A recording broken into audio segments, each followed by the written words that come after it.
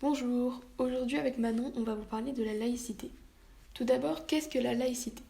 La laïcité, c'est le principe de séparation de la société civile et de la société religieuse. Ensuite, notre présentation s'articulera en deux parties. La partie 1 avec l'arrivée et l'instauration de la laïcité et la partie 2 avec la laïcité de nos jours. La laïcité, elle est arrivée en France suite à plusieurs événements historiques importants. Donc le premier, c'est bien sûr la Révolution française en 1789, puis c'est toute une série de déclarations et de constitutions, comme par exemple la Déclaration des droits de l'homme et du citoyen et la Constitution du 3 décembre 1791. Donc je vais approfondir un petit peu sur ces deux points-là. La Déclaration des droits de l'homme et du citoyen, ce qui nous intéresse, c'est surtout l'article 10 avec la citation donc nul homme ne doit être inquiet pour ses opinions, même religieuses. Et pour la Constitution de 1791, je vais vous en lire un extrait. La Constitution garantit pareillement, comme droit naturel et civil, la liberté à tout homme de parler, d'écrire, d'imprimer et publier ses pensées, sans que les écrits puissent être soumis à aucune censure ni inspection avant leur publication, et d'exercer le culte religieux auquel il est attaché. Et donc la laïcité, elle a vraiment été inclue dans la vie de tous les jours quand les dirigeants ont décidé de redéfinir les fondements politiques et sociaux, et tout ça indépendamment du dogme religieux. Donc c'est vraiment à la Troisième République que c'est arrivé quand elle a décidé de nationaliser les activités d'enseignement et de santé dont l'État ne s'occupait pas auparavant. En effet, les lois Jules Ferry ont rendu laïque l'enseignement qui était public et obligatoire depuis 1833. Ensuite, en 1905, on a eu la loi du 9 décembre. C'était la loi de séparation de l'Église et de l'État. Je vais me concentrer sur l'article 2 qui dit que la République ne reconnaît, ne salarie ni ne subventionne aucun culte. En effet, avant cette loi, la France était totalement catholique et donc elle était en lien avec les églises catholiques et elle les subventionnait et elle les salariait pour exercer leur culte. Et c'est vrai que l'église et la politique étaient très liées parce que l'église avait un grand pouvoir sur le peuple et sur les décisions de loi. Donc à partir de ça, l'État n'a plus aucun lien avec le culte. Et donc c'est tout pour la partie sur l'instauration de la République. Et maintenant on va voir comment en fait cette laïcité a évolué avec le temps et comment elle est accueillie maintenant donc dans ces lieux publics et dans les écoles. Et voilà, je laisse la parole à ma coéquipière. Alors du coup, en deuxième partie, on va voir comment la laïcité, elle est instaurée et appliquée dans notre société actuelle. Et après, dans un deuxième temps, on va donc voir qu'en fait, il y a des problèmes sociétaux qui sont justement liés à cette laïcité et à son application. Alors du coup, premièrement, l'application de cette laïcité, donc aujourd'hui, elle n'a pas énormément changé depuis les premières lois qui ont été instaurées et il y a eu, à part ça, il y a eu quelques modifications, mais pas grand-chose. Donc premièrement, concernant le lieu du culte, la population a uniquement le droit de pratiquer donc sa religion, peu importe laquelle, mais seulement dans les endroits prévus à cet effet. Deuxième point, le comportement à adopter, peu importe que l'on pratique une religion ou pas. Alors en milieu public, les tenues et accessorisations religieuses qui sont affirmées sont autorisées, mais elles peuvent entraîner des réactions hostiles de la part de personnes extérieures.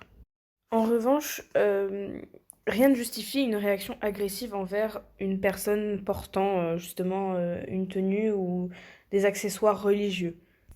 C'est considéré comme un viol du droit de la liberté, donc d'un point de vue légal, ce n'est pas autorisé.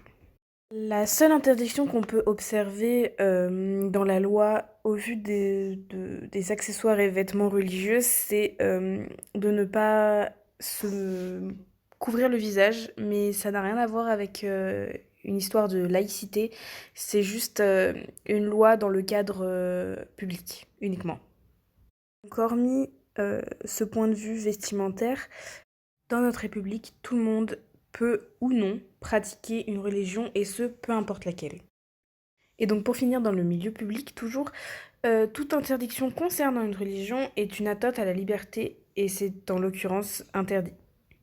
On ne peut pas vous empêcher de porter telle ou telle chose tant que c'est encore une fois pas en masquant le visage.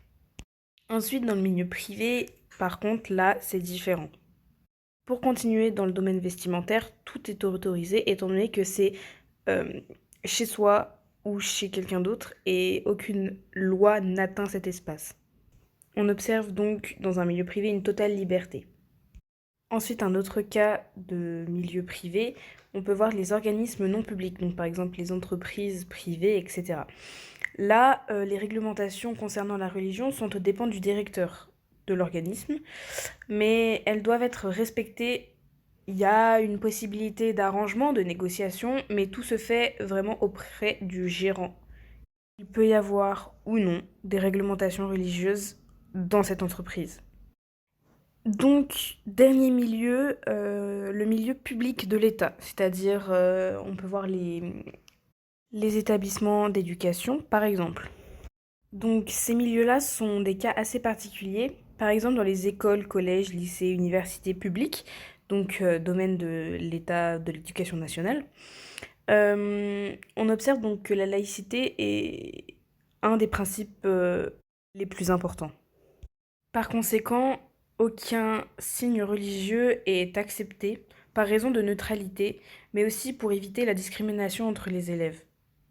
Mis à part les signes religieux, on voit aussi que dans ces lieux, on trouve des menus variés pour correspondre au mieux aux réglementations alimentaires et religieuses de chacun.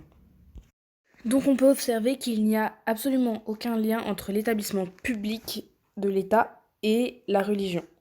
On observe des correspondances, par exemple pour le menu, par exemple, mais ça s'arrête à ça, c'est vraiment, il n'y a vraiment aucun lien sinon.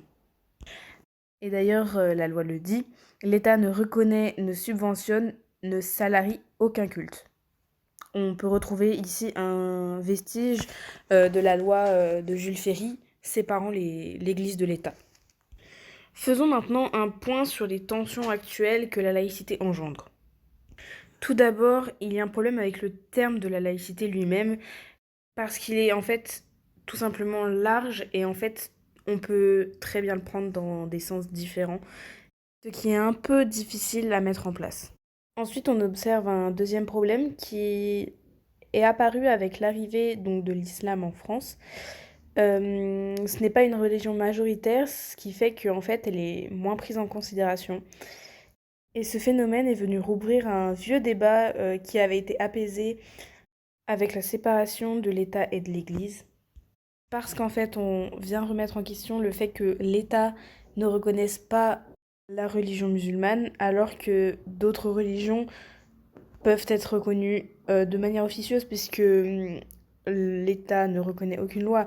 Mais étant donné que, par exemple, le christianisme est en France depuis très longtemps, il fait partie intégrante de l'histoire de la France.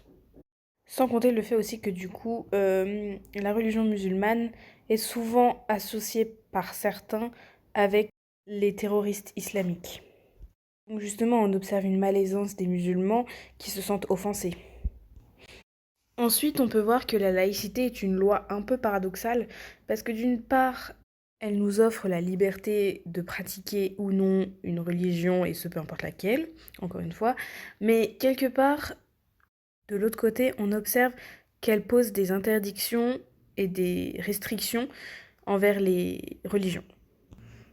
Puis ensuite, on voit que beaucoup disent que la laïcité est un bouclier de l'État contre les problèmes de religion, un peu une excuse pour fermer les yeux en disant ça ne nous concerne pas, on est laïque.